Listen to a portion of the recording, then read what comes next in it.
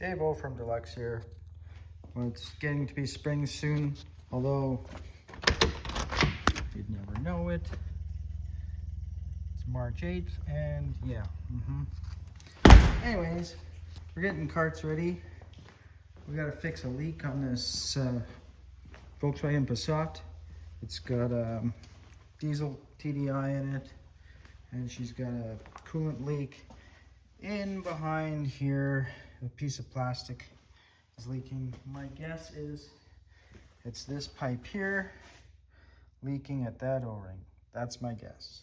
But we got to take all this off, and while we're at it, we might as well change the seals on this oil cooler because they're a disaster also. So that's going to be fun. That's this week. We'll be finishing up the GTX to send home. We just got some odds and ends, some carb tuning, and we have to change the radiator because she's leaking, which I kind of expected, being, you know, what it is.